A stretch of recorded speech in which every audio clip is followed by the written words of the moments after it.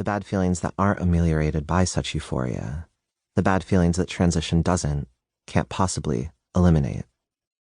I remember feeling palpably relieved the fall morning in 2018 that I read Andrea Longchu's New York Times opinion piece, "My New Vagina Won't Make Me Happy," subtitle, "And It Shouldn't Have to," because finally someone had said it in a paper of record.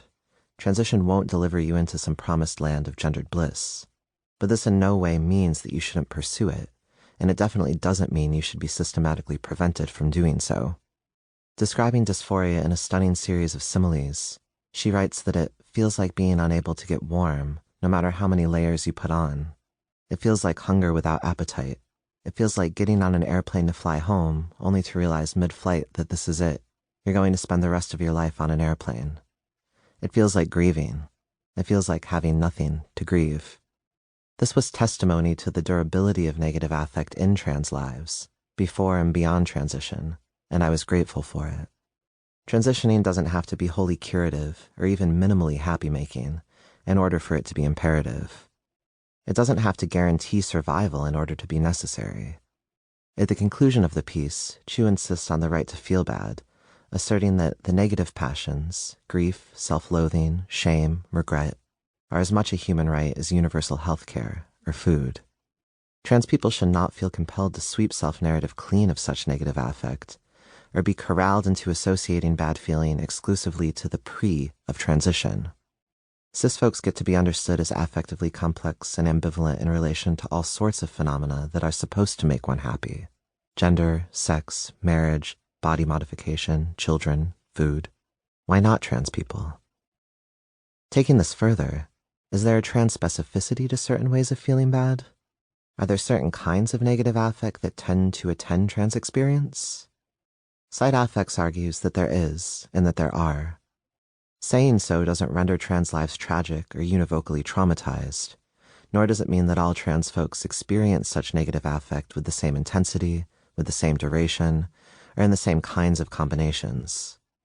Indeed, some folks may not resonate at all with the suite of bad feelings described herein.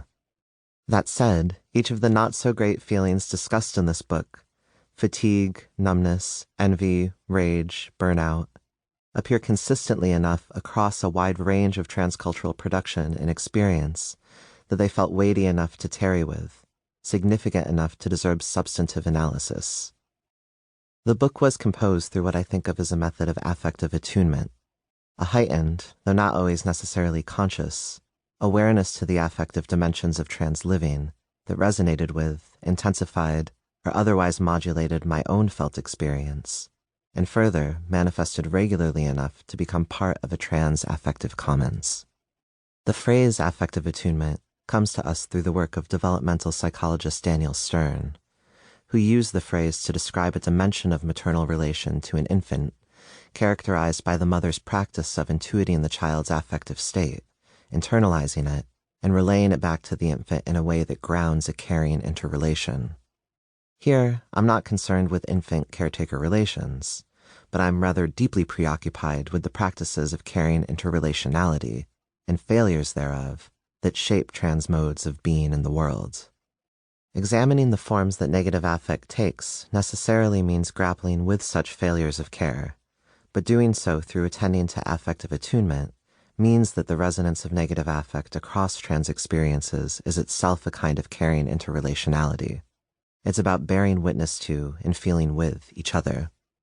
My hope is that, though the chapters are grounded in difficult to endure affects that track across more or less intense experiences, the experience of hearing and thinking with them is a partial balm, at least to trans listeners. I hope some listeners experience the kind of relief I felt in the aftermath of encountering Chu's piece, and that the method of staying attuned to trans negativity distills it, clarifies it, and thus makes it a little easier to bear. One thing became obvious to me over the course of drafting this book, though it was already the implicit hunch that animated the work. Negative affect is ordinary for trans folk. It's part of our mundane, woven into the everyday rhythms of our living. We live with it, alongside it, in it. Ordinary affects, as Kathleen Stewart writes, are public feelings that begin and end in broad circulation, but they're also the stuff that seemingly intimate lives are made of.